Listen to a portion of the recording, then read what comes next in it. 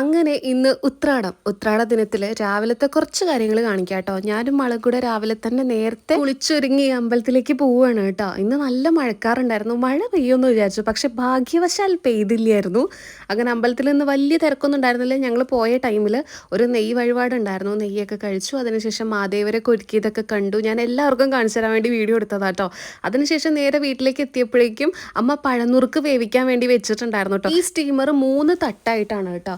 ഇതിപ്പോൾ 2 തട്ടേ നമ്മൾ വെച്ചിട്ടുള്ളൂ, കാരണം ഇത്ര മതിയല്ലോ. അപ്പോൾ അതുകൊണ്ട് ഒരു ബോക്സും കൂടെ, ഐ മീൻ ഒരു തട്ടും കൂടെ ഉണ്ട് കേട്ടോ. അങ്ങനെ 3 തട്ടായിട്ട് നമ്മൾ ഫ്ലിപ്കാർട്ടിൽ നിന്ന് വാങ്ങിയതായിരുന്നു. ഞാൻ ലിങ്ക് കിട്ടുകയാണെങ്കിൽ കൊടുക്കാം.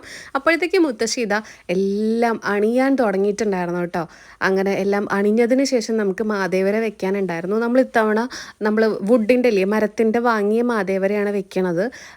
എന്താണെന്ന് വെച്ച് കഴിഞ്ഞാൽ ഇപ്പോൾ മഴയും കാര്യങ്ങളൊക്കെ ആയതുകൊണ്ട് അമ്മയ്ക്ക് തൃക്കാക്കരപ്പന് ഉണ്ടാക്കാനുള്ള സമയമൊന്നും കിട്ടിയിട്ടുണ്ടായിരുന്നില്ല. നാളെ ഇനി മുത്തശ്ശി ഓരൽ അമ്മി അതൊക്കെ ഉണ്ടാക്കണം. അപ്പോൾ ആ സമയത്ത് എന്തായാലും ഞാൻ നിങ്ങളെ കൂടെ കാണിക്കാമെന്ന് ഓർത്തു കേട്ടോ. പിന്നെ അതിൻ്റെ മേലേക്ക് അരിമാവും കൊണ്ട് അണിയുക. അതിനുശേഷം തുളസിക്കതിരും തെച്ചിയും പൂക്കളും എല്ലാം അതും നമ്മൾ അതിലേക്ക് വേണ്ടിയിട്ട് ഇങ്ങനെ ഇട്ട് കൊടുക്കുക കേട്ടോ. നിങ്ങളുടെ നാട്ടിലൊക്കെ ഇങ്ങനത്തെ ചടങ്ങുകളൊക്കെ ഉണ്ടോ? എനിക്കറിയില്ല, ഉണ്ടെങ്കിൽ കമൻറ്റ് ചെയ്യൂ കേട്ടോ. പിന്നെ ഓരോരോ സൈഡിലായിട്ട് ജമന്തി പൂക്കളൊക്കെ, വല്ല കൃഷ്ണകിരീടം ഞങ്ങൾ കുറേ തപ്പിയിട്ടുണ്ടായിരുന്നു, പക്ഷേ കിട്ടിയിട്ടുണ്ടായിരുന്നില്ല.